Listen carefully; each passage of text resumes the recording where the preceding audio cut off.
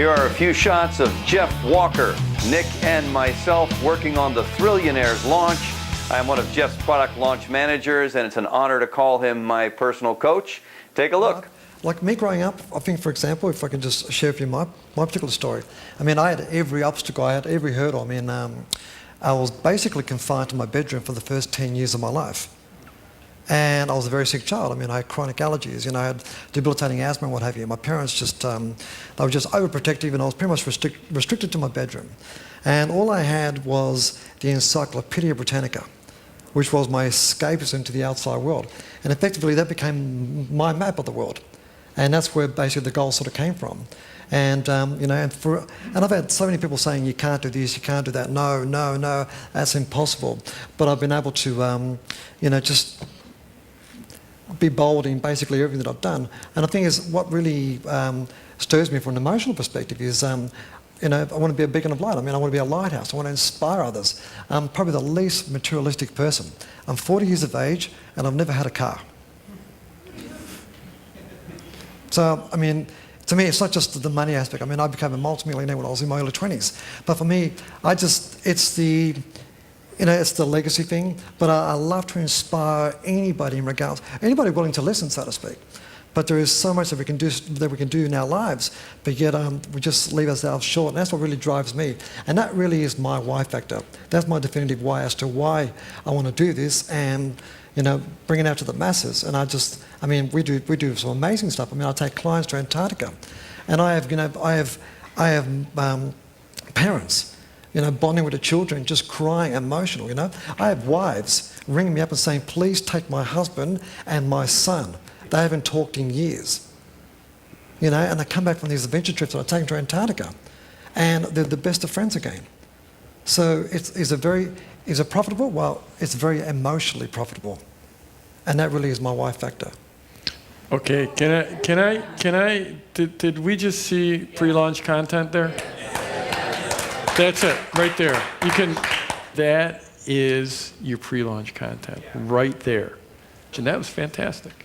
And you're going to have great success because that comes from the heart, and it's a great message. I mean, it's wonderful. It's fantastic. So, yeah, I'd lead with that, and I'd close with that.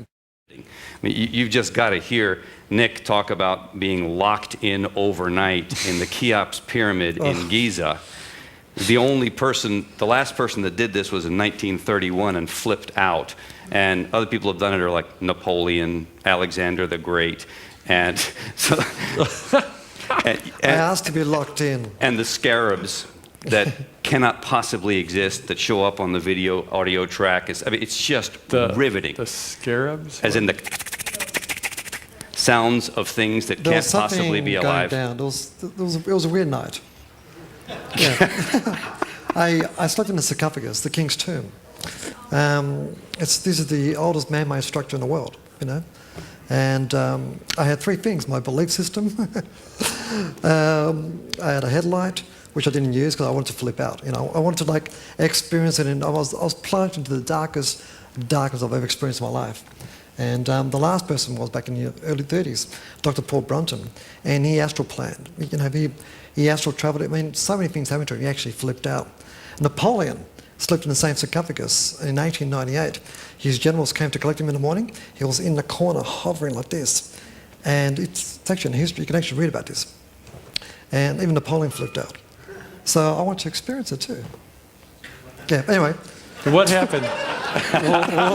What happened? Did you flip out? Almost like if you could future pace a couple people, and this is the person who just could never step up and actually take the adventures, and their life wasn't full. They didn't meet the people. They didn't have the relationships. Their kids became drug addicts. Their wife left them, and you know, and so, you know, this is the decision between people that step up, and really, what we've got a name for those people. They're called Thrillionaires. The people that like to step up and like to expand their lives and grow their lives. We call them Thrillionaires. It's kind of like the story of the guy selling the donkey. You guys hear that story?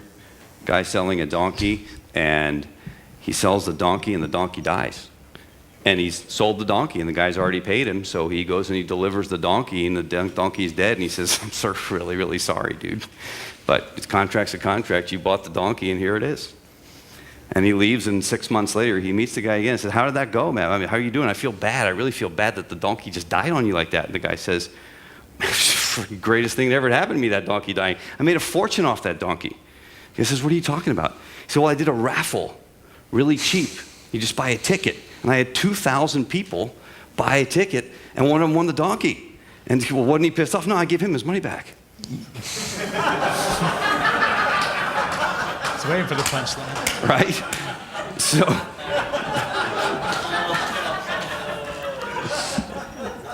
raffles and sweepstakes kind of work like that, right?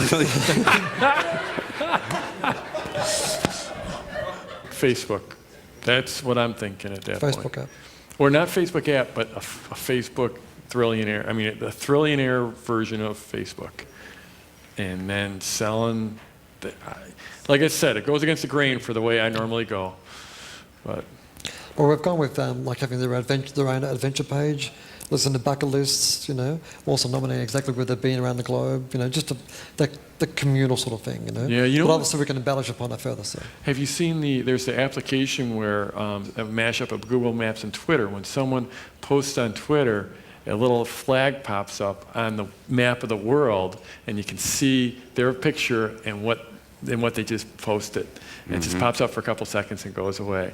And I think it's something like along that lines. If someone just did something cool, a Thrillionaire did something cool, it pops up. Thank you very much. Thank you very much.